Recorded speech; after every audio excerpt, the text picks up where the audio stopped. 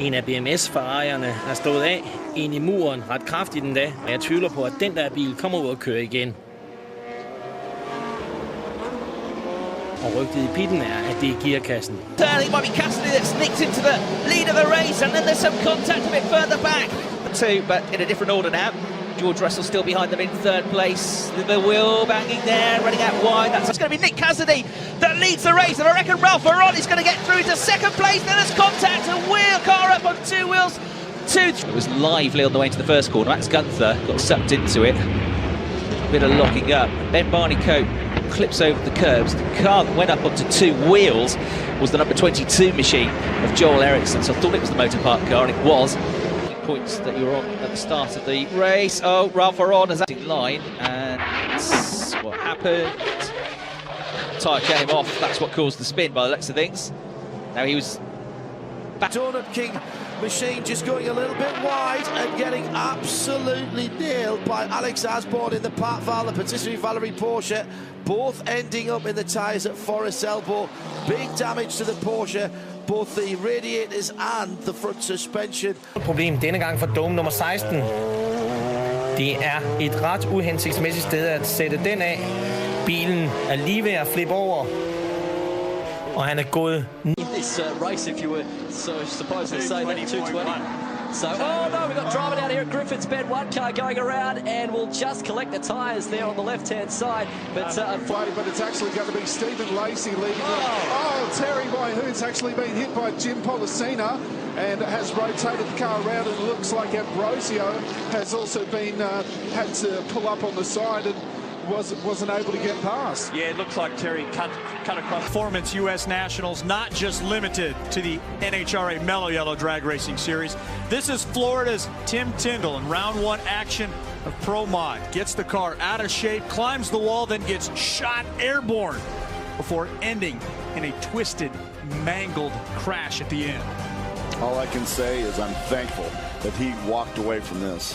We were all holding our breath because it was a violent crash after getting it completely sideways. Limited downforce, it just slid right into that wall. And gave way to Lawrence Vantor for the last stint as Alvaro Parent was side. Oh, is it? And then Constantine big shunt, big hit in the dent four and turn three. That was the third of the Bentleys, and it gave a big. And Bosch hits the McLaren, hits the Ferrari. McLaren gets and it gets the second smack. It's the second smack from the Ferrari because of the effect. Begins to feel a bit worse and can't complete this. And look at this, the 5, the Action Express entry is off.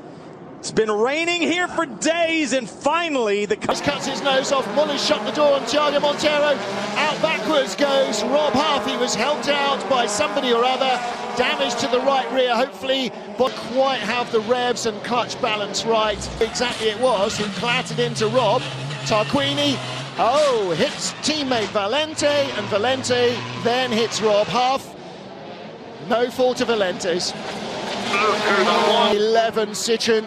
And the bright blue car of Ted Björk right behind him into Moose J corner. Frederick Ekblom not going to finish the race. Now, was that a breakage or was that contact? Hard to tell. What we need to see is Tom Coronel's view of that. Picked up that one too late to see whether there was contact. Coronel had to take in your minimum speed in the corner. Oh, whoa! And around goes Takuma Sato back into the wall. And that's a hard hit right there. He just looks like Paul, he got in there to one and just way too loose, and it just came around on him. Take a listen to this. Well, we didn't have the audio, but I promise you it was a big boom. Violent. And so thankful for the safer barriers for an impact like that. And you got to remember, the teams were here for 2 days testing. Right. Oh, time. We've got another car into the wall. This time it's Hinchcliffe. We'll ride along with him. Wide open and just loses it. Right in the center of the turn. And that was not just like a gentle loose. That was just a snap gone. Absolutely no chance. No chance to correct it or try to get out of it. It just snapped, and it was all over. Parts flying. Looked like they went over the fence. Trying to figure out the right amount of downforce, and once again we have another car backed into the wall. That's a hard hit. Behind you, one to go. The white flag is out. They're going to crash. Sauter with a big run. They're crashing. Christopher Bell upside down.